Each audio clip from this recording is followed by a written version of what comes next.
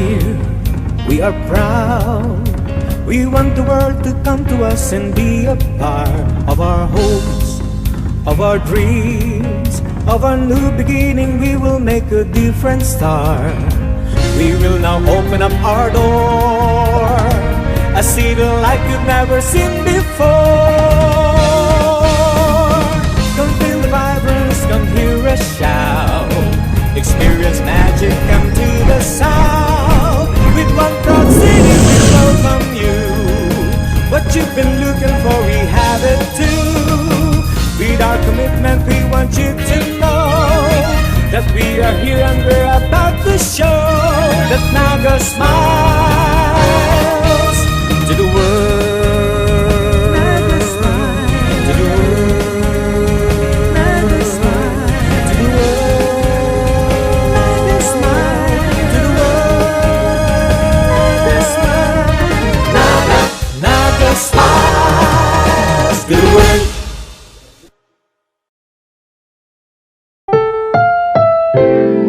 Ang susunod na programa ay rated PG. Ito ay nangangailangan ng patnubay at gabay ng magulang para sa mga batang manonood.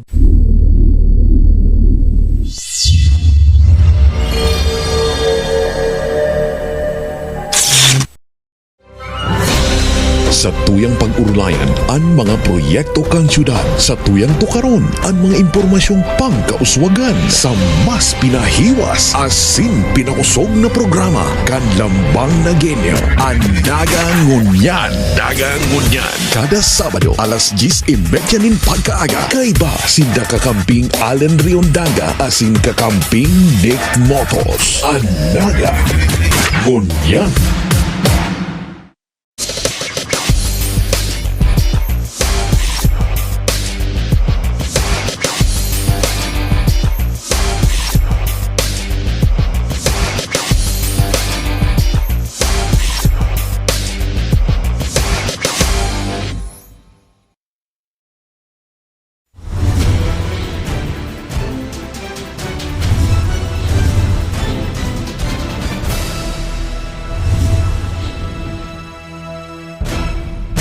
Sa pasada kan mga bareta. Honestong empleyado tinakwanin onra. Aldaw ning Lunes, pagkatapos kan flag ceremony, mismong si Alcalde Jan Bongat kay Riba. Ang mga opisyal kan syudad, iyo ang nagtao kan Certificate of Commendation kay Rolando Francia, Acting Administrative Officer kan Public Safety Office. Si Francia ang dapat na maging pangarugan kan ibang mga empleyado kan syudad sa pagiging onesto. Dahil lamang natintaran si Francia na mag-isip nin maraot. Invest, pinagmarahan niyang ibuelta ang sobrang kantidad sa opisina kan Treasury. Ang sobrang kwarta na sa iyang naresibi bilang kabayaran sa Productivity Enhancement Incentive. Narasa ko po to kang nabayadan na ang gabos. Okay. Nagsobra ning 51,299.16. Sabi ko kay Sir Lito, tapos sabi ni Sir Lito, ibalik ta na lang. Binalik niya. Kagitiwalaan ka nga ni, tapos kung ano. Daiman, basta ang pagkaaga, sabi ko, sir, sobrado po, sir, ng 51,000 na rin. Di, piguli. Para sa Naga Ngunyan News, Myra Revilla. Alcalde Jan Bongat, suportado ang Bicol Business Week. Naging bisita sa media launch kan Bicol Business Week si Alcalde Jan Bongat kan aldaw nin Lunes. Nangapudan ang alkalde na suportaran ang aktibidad, nagigibuon man sa bulan kan Agosto. Presente sa Tripon, iyo ang mga opisyal kan Metro Naga Chamber of Commerce and Industry sa paagi kan presidente na si Gilbert Albero asin iba pang opisyal. Sa pakikipag-ulay kan ang Naga Ngunyan News kay Albero. Sa taon na iningon dakol na mga bago, improvements, kang taon lang tanang ginigibong Bicol Business Week. Ini po sa payangenot kang tuyang napiling chairperson, si Attorney Pichi Moraleda. Dako niyan po, dakol kitang i-introduce na programa. Araw po ba kang investment summit? Ini po sarong summit na atin din ang mga possible potential investors digdi po sa syudad, mga lokal asin mga hali po sa ibang mga lugar.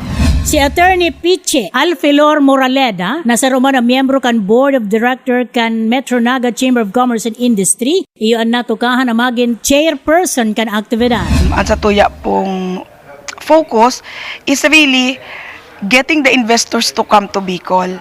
Ang thrust mi po ngunya na taon, ang thrust ngunya na taon is to establish Bicol as the next economic miracle, or shall I say growth area in the country.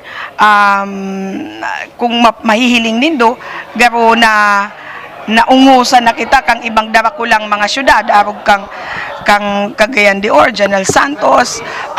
If you go there, it is very urbanized, no? Kita digdi urbanized man kita, pero kumbaga we still have a lot to do. Sinabi ni Moraleda na natatawanan nin atensyon kan darakulang negosyo kan Metro Naga Chamber of Commerce and Industry, Human and Bicol Business Week. Kairiba naman dyan ang mga darakulang mall, mga BPO asin iba pang darakulang negosyo. Sa ganibong media launch, ipinagpahayag man ni Mr. Joe Perez, ang Vice President for Chamber Management, na obheto kan Bicol Business Week na maipromote ang mga Bicol products asin man skills o mga abilidad kan mga Bicolano bako sa nang sa tuyang nasyon kundi pati sa ibang nasyon. Siring po kang mga nakaging taon, ang sa tuya pong Bicol Business Week is to promote Bicol products and skills. Bako lang po sa tuyang riyong kundi throughout the country, and we are always hoping na ang sa tuya pong product like last year would become competitive po sa ASEAN region, lalo na pag-abot kang ASEAN integration. Now we are ambitious enough na hinihiling ta po na magkaigwa kita ng chance to put ourselves in the world map of products and enterprises. Sinabi pa ni Perez na igwanin importanteng parte ang Bicol Business Week. Ang Kalyaw Awards po, so pag-recognizir kang mga successful na Bicolano businessman. Actually, doon po ining categories, itong mga businessman from each province. Mahanap po kitang sarong outstanding businessman from each province. There are 6 provinces. And then ito pong pig-introduce me 3 years ago, itong Young Entrepreneur Award. Ini pong Young Entrepreneur Award, halos ang paghanap na po pareho man kang kwalifikasyones kay itong outstanding businessman, except that dahil young entrepreneur, he should be 40 years old and below.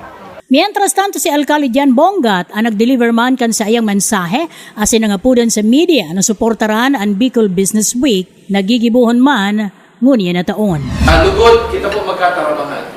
Kasi hindi ko po, kung kita nagkakasararo, sa pagbisto kang lambang na genyo kang lambang Bicolano kasi iyang kapasidad na maging produktibo. Let us all join hands to give them opportunities, because these opportunities will actually transform the Bicol into an economic tiger that it is being now led by economic forces to be in the near future. Para sa Nagangunia News, Myra Revilla. Taganagang bronze medalist sa 28 SEA Games, Pigtawan, Onra, kan Syudad.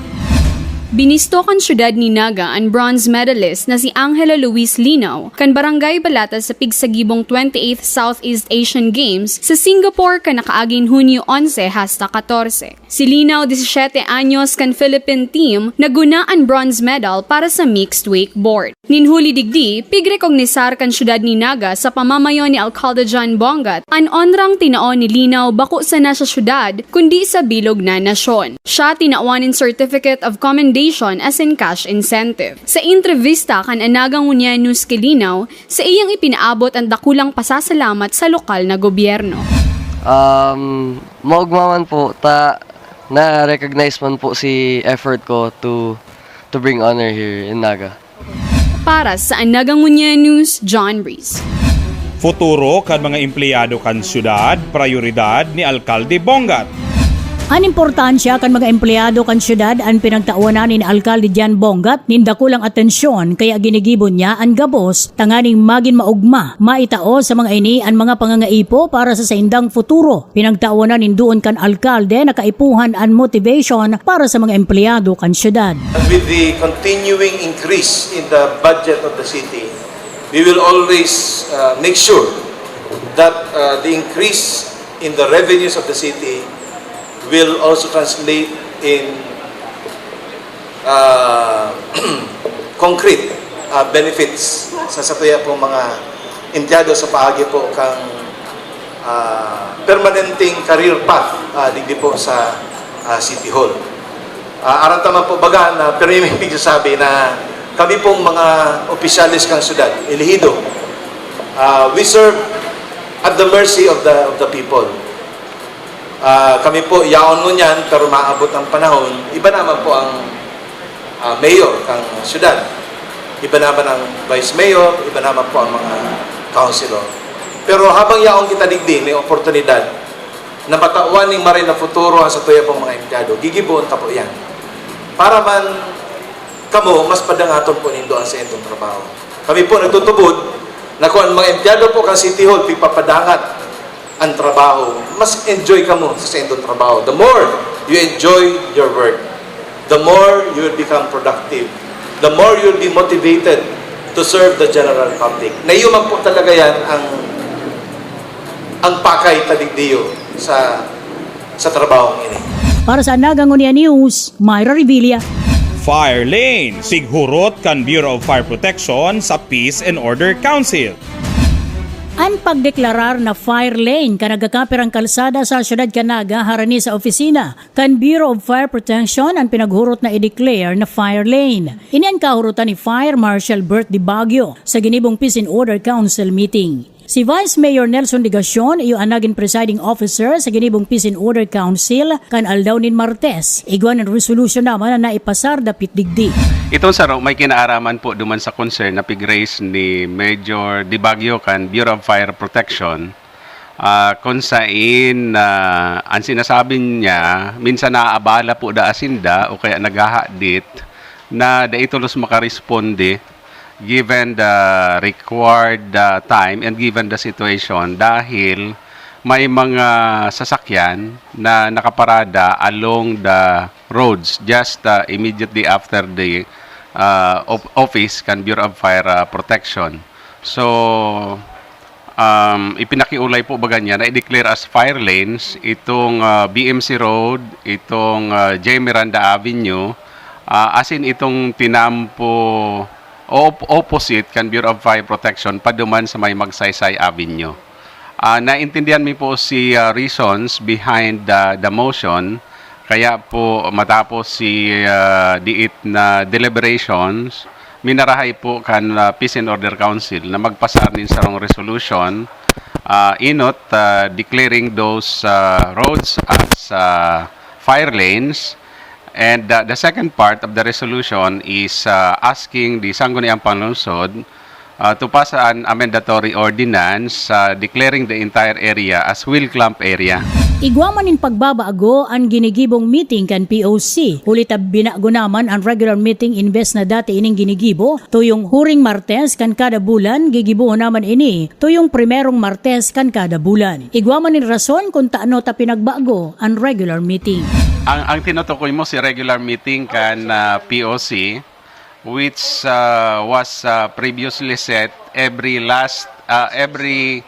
afternoon 2 o'clock of last Tuesday of the month. Ang napansin mi po kaya myself in particular, iyon na itong report as to the number of crimes, whether it's an index crime or kaya non-index crime. Dain na nagtatali duman sa previous report. And one of the reasons that would account for it is the difference in the number of days covered at the time that the report is made. To resolve that situation, napagkasararuan na ang regular POC meeting will be done first Tuesday of every month. alagad si i-report itong sitwasyon kan nakaaging bulan. Para sa Anaga Ngunia News, Myra Revilla. Art exhibit kan sa Lingoy Art Group tampok sa Filipino-Spanish Friendship Day. Parte kan pagselebrar nin Filipino-Spanish Friendship Day, nagsagibo nin sarong art exhibit as in workshop an Arts, Culture and Tourism Office katuwang an Consulado Honorio kan Espanya digdi sa Bicol, na may titulong Art in the Park sa Cathedral Grounds kan nakaagin Hunyo 30 hasta Hulyo 4. Ini nag-oopresyir nin magkakapirang obra maestra kan grupong Salingoy Art Group sarong organisasyon nin mga Bicolanong pintor. Ang objective kay ni basically is to bring art, visual art in particular, to the public, especially duman sa younger generations. Kumbaga, ang emphasis kay niyo talaga, ang yung target talaga ng audience is si mga students na talaga and the youth in general. Kasi ang art kaya magdidepend man syempre ang sustainability kang mga ginigibutan ng projects duman sa sunod na generation. Kung gaano ninda ka-accepted, saka kung gaano sinda naiinganyo duman sa existing na mga programs. Tampok sa art exhibit ang gibukan saro sa mga premyadong pintor kan Bicol asin ang namamayo sa Salingoy Art Group na si Pancho Piano. Itong Salingoy Art Group, nagkakaigwa kami ng art exhibit saka art workshop para sa mga taga-Naga, Bicolano, asin mga guest and pigpapahilig ni Igde ang kultura kang Bicol, ang kultura kang Naga City, asin sa tuyang kapaligiran. So, naugma kami na ang Naga City government saka ining embahada ng Espanya naggibo kay ning araw kay ning event na kami sa magko-contribute as in art para digdi sa Bicol. Formal na binuksan ang selebrasyon kan Filipino-Spanish Friendship Day sa Kepasa saro sa binibistong ngunya na kakanan sa Naga. Para sa Anaga Ngunya News, John Reese. Insidente ng krimen gamit ang motorsiklo nagbaba. Tinaawanan pag-umaw kan POC o Peace and Order Council ang PNP. Huliman tanano taraninda na nagbawas ang insidente nin criminal using motorcycle. Mismong ini ang pinagpahayag sa ANN News ni Vice Mayor Nelson Legacion na iyuman ang naging presiding chair sa ginibong regular meeting kan aldaw nin Martes. Ang sarong nanotaran mitabi Myra duman sa report kan Philippine National Police as compared to the previous report, itong manunungod duman sa crimes involving criminals using motorcycle. Previously po baga,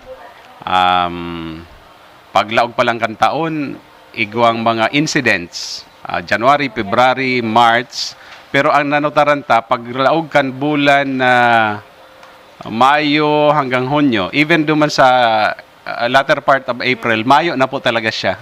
Mayo ng incidents of crimes involving criminals using motorcycle. Kaya po kukomenta ang Philippine National Police sa pamamayo po ni Police Senior Superintendent Narciso Domingo sa araw kaining improvement. We consider this as an achievement and accomplishment given the previous incidents, given the number of incidents, as in kung saan piripirmi po bagang nairereklamo ang Philippine National Police. Sinabi pa ni Vice Mayor Legacion na tututukan kan POC ngunya ng mga panahon iyuman ang anti-drug campaign sa siyudad kan Naga. Para sa Anaga Ngunia News, Myra Revilla. Public hearing dapit sa septage facility kan Metro Naga Water District, Ginibo. Ginibo na ang public hearing kan septage facility sa People's Hall kan aldaw nin Huwebes. Obheto kan public hearing yun na ipaaram asin kuanan kan sa indang nasasabuot ang mga stakeholders dapit man sa taripa o babayaran na sisingilon kan MNWD sa mga konsumidor nin tubig. Ang kantidad iyo man ang idadagdag sa bulanan na bill kan mga consumer. Ang kantidad na ini iyo man ang gagamito na kabayadan kan mga consumer kung mapano naman ang sa indang Poso Negro. Sa entrevista kan Anaga Ngunia News, kay Acting General Manager Cesar Federason, yun na po ni itong sa septage na ipapasunod kang Metro Naga Water District.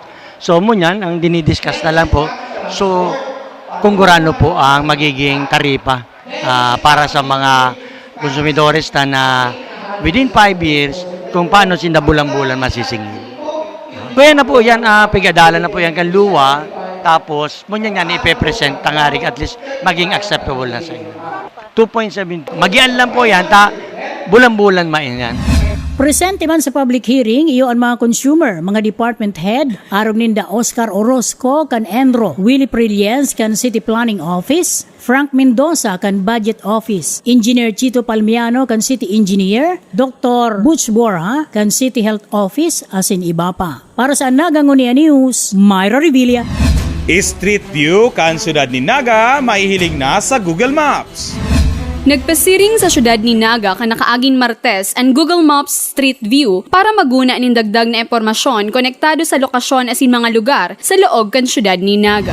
Well, actually, ang Google Maps nag-communicate sa Tuya asin naugma kita saro ang Naga sa prioridad ng mga syudad na binibisita ninda para ma-improve ang sa tuyang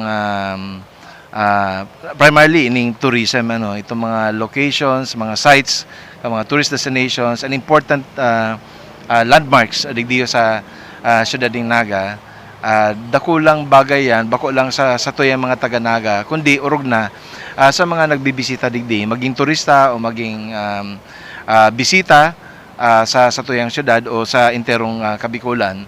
Tapos sa paagi kaya kang pag-enhance kang Google Maps diyo sa tuyang syudad. Even if you're not in Naga, you can already access information about locations of important places here in Naga.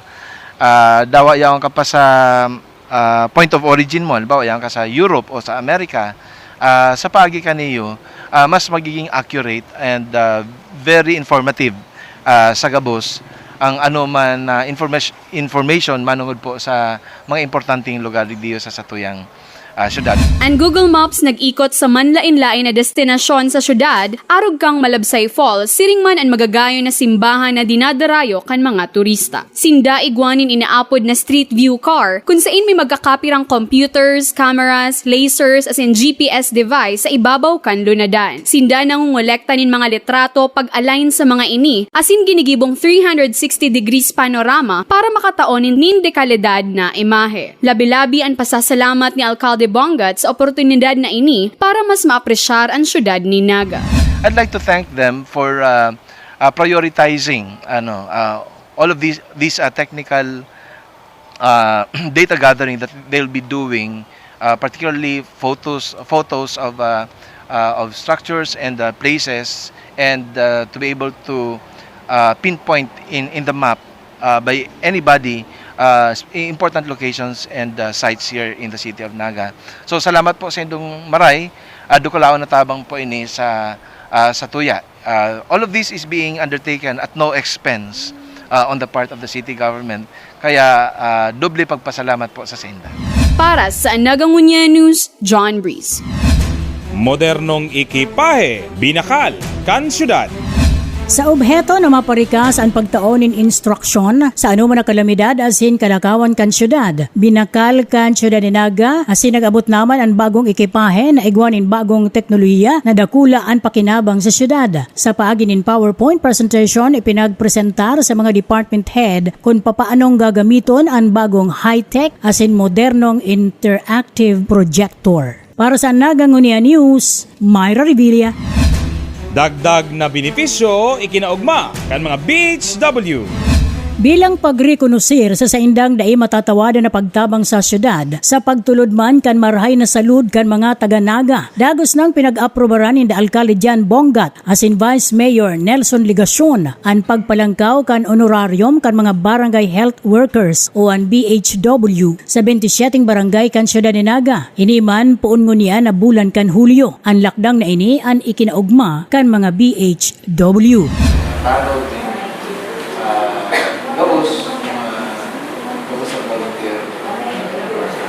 Ibaw na lang ang style. Yearly, ano man yan, program. So, day siya maluwa sa garo honorarium. Maluwa siya, garo itong part of MOA, operational expenses. Magikirumduman na ang mga barangay health workers ang nagtiripon kan aldaw nin Huwebes sa obheto na mapag-urulayan ang dapit sa mga programa. Kay riba naman ang mga paghahanda sa anuman na pagbungkaras nin mga helang ngunya na panahon nin tiguran. Sa mensahe ni Dr. Vito Butch Borja sa atubangan kan mga BHW, pero meron po at contaminated na tubig, kaya wala po pang doubtful at source. Maski po nabasa yan or pakulata po yan 15 to 30 minutes. Patungdago, tapos ito sa mga baby, sa mga kumboy. ang lokal na gobyerno kang Naga sa paagi man ni Alcalde Jan Bongat, Vice Mayor Nelson Ligacion, asin City Health Officer Dr. Butch Borja, ang nagigibo nin mga paagi tanganing tawanan nin atensyon ang insidente nin mga helang, lalo naman ang dengue sa 27 barangay kan Naga, katuwang ang mga barangay health workers. Para sa Naga Ngunia News, Myra Revilla. Mga senior citizen kanaga na tikapos, nagresibi kan sa indang pensyon hali sa DSWD. 477 benepisyaryo kan Social Pension Program kan Department of Social Welfare and Development o DSWD ang natawan kan sa indang quarterly pension sa pangenot naman kan City Social Welfare and Development Office. Sigun ki Annabel Vargas kan CSWDO, ang programang ini para sa mga indigent senior citizens kan syudad ni Naga na may pangangaipong medikal asin pinansyal. Sa ngunyan, igwa po kitang ginukonduktar na pag-payout kang social pension para sa mga indigent senior citizens. So, iyo po ini si monthly stipend na tinatawag kang national government sa paagi po kang Department of Social Welfare and Development na ang katuyuhan karo magtauning 500 financial assistance as pension para sa pangangaipo medical as in pagkakan ka mga indigent na mga senior citizen. Para sa Naga Ngunia News, John Breeze. City Health Office kan Naga, nagpatanid manungod sa dengue. Nagtaon in public advisory si Dr. Juframel Paz kan City Health Office laban man sa dengue na pwedeng makuha sa panahon ng tiguran. Pinagsaro-saro niya ang dapit man sa 4S. Nandiyan na naman po yung pagtaas ng tubig sa ating paligid at magiging breeding ground ito ng mga lamok na nagdadala ng dengue. So may tendency po talaga na pagpasok ng rainy season, tumataas ang cases ng dengue. So pinapaalala po ulit namin sa public yung 4S ng Department of Health kontra sa dengue. Yung first S ay search and destroy. So galiin po natin na hanapin yung posibleng pamumugaran ng lamok. Ang habitat ng lamok ay isang clean, stagnant water. And then yung second S, yung tinatawag na self-protection. So ingatan ang ating sarili na wag makagat ang lamok. Siguro sa mga bata, magsuot ng mga socks, mga medyas na mahaba. And then yung third S, yung seek early consultation. Kung ang tao, ang isang residente ay may 2 hanggang 3 araw na lagnat, magpakonsulta na sa doktor. And then yung fourth S, say no to indiscriminate fogging. So hindi ho ginagawang routine ang fogging operation. Katakod ka ini nagpatanid man si Dr. Paz laban man sa sarupang helang ngunya na tiguran na nakukuaman sa tubig baha.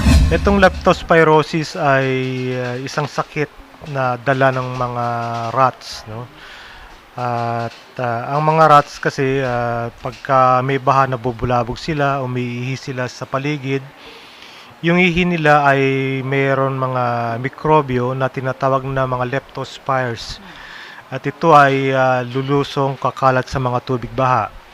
Kung ang tao na lumusong sa tubig baha ay may sugat o gasgas, pwede itong pasukan ng mikrobyo ng leptospirosis. So ito ay nakukuha ng mga taong mahilig lumusong sa tubig baha, lalong-lalo yung mga bata na naglalaro. Sinabi pa man kan doktor na fatal o delikado man ang helang na ini. Isang komplikasyon ng leptospirosis yung naapektuhan ng kidney. Pagka hindi nagamot ng maayos, pwede magkaroon ng kidney failure, at kung hindi ito nagamot ng maayos, pwede kamatay ng tao. Para sa Anaga Ngunia News, Myra Revilla. Nutrisumba, tampok sa pagbubukas ka Nutrition Month celebration sa syudad. Para sa pagpuon ka Nutrition Month ngunya na bulan nin Hulyo, nagkondisir nin sarong Nutrizumba ang City Nutrition's Office ka nakaagin Webes sa City Hall grounds. Initig parteseparan kan manlain-lain na barangay health workers kan syudad ni Naga. Presente man si First Lady Farah Bongat para irepresentar si Alcalde John Bongat. Ang Nutrition Month ngunya na taon may tema na timbang iwasto sa tamang nutrisyon at ehersisyo. Para sa Anaga Ngunia News, John Breeze.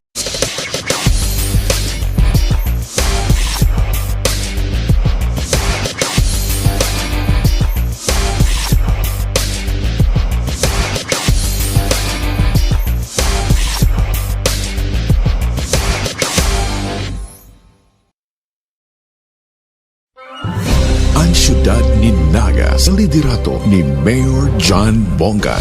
Pigbisto kan DSWD na igwang pinakamatibay na Educare Center sa interong Pilipinas kan 2011. Hall of Fame awardee sa Nutrition kang 2012. Kontrolado ang 21% kan gabos na investments sa interong Bicolania poon kang 2013. Pigdeklarar kan Business Process Association of the Philippines kan 2013 nasaro sa 10 Next Wave Cities. Kaya nagralaugan sa syudad ang mga darakulang call centers, siring kang IBM, Concentrix, asin Stellar. Pinaurog ang agrikultura, dalan tanganing maging National Corn Achiever ang Naga kan 2013 asin 2014. Pinapusog ang edukasyon, kaya kan 2014 pigbisto kita bilang ikadua sa igwang pinakahalangkaw na literacy programs na nagpatibay sa kapasidad kan lambang na genyo. Number 1 in government efficiency and one of 3 most competitive cities in the country as adjudged by the National Competitiveness Council of the Philippines. Asin ngunyan, ang Naga iyon may pinakadakulang ingreso sa Bicolandia sigun sa BLGF, enjoying a runaway 44% share in the total revenues of all cities in the region. And on top of all this, the city of Naga is one of the 10 least interdependent cities in the Philippines. Sa satuyang pagtarabangan, ang tibay kanagenyo mapadagos-dagos pa. Ipadagos na po! Ini si Mayor John Bongat, ang tiwala nindo, bigmamakulkan ko.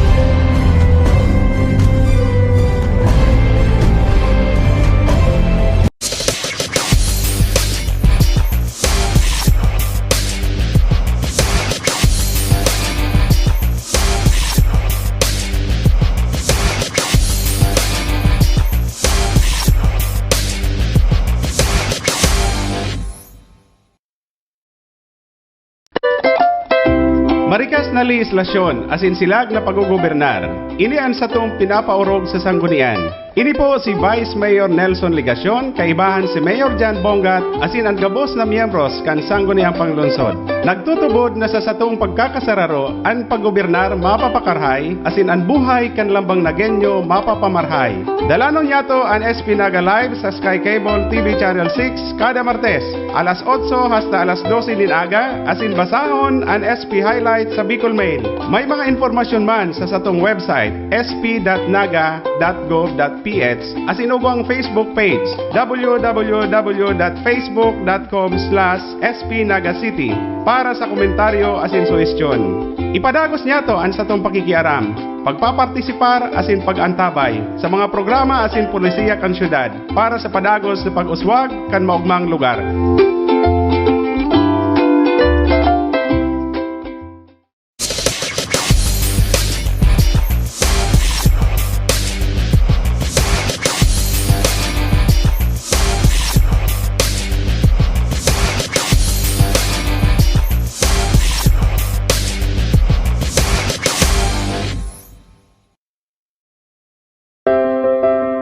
Kitang mga syudadano, iyo ang pundasyon asin tunay na yaman kan syudad ni Naga, ang maugmang lugar.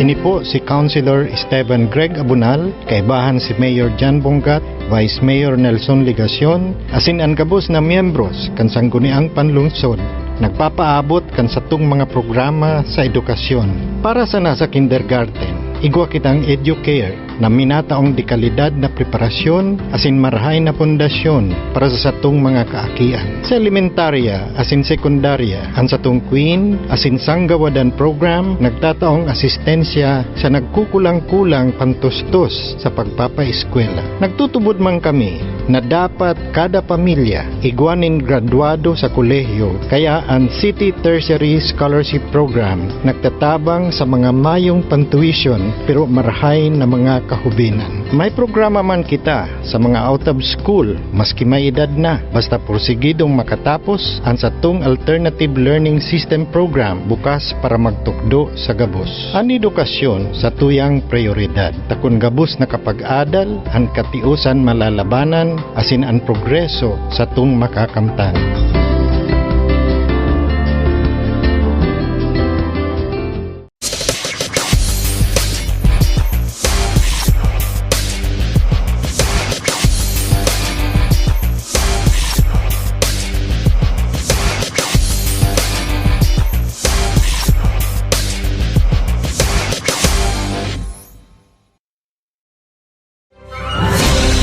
Sa tuyang pag-urulayan, ang mga proyekto kan syudad. Sa tuyang tukaron, ang mga impormasyong pangkauswagan. Sa mas pinahiwas, asin pinakusog na programa, kan lambang na genyo. Ang Dagang Ngunyan. Dagang Ngunyan. Kada Sabado, alas 10:30 nin pagkaaga. Kay ba, sinda kakamping Allen Riondaga, asin kakamping Nick Motos. Ang Dagang Ngunyan.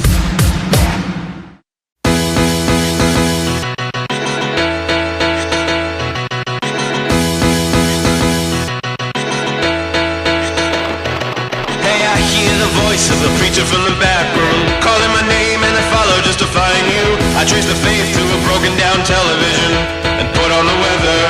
Then I've trained myself to give up on the past, cause I've frozen time between hearses and caskets. Lost control when I panicked at the acid test.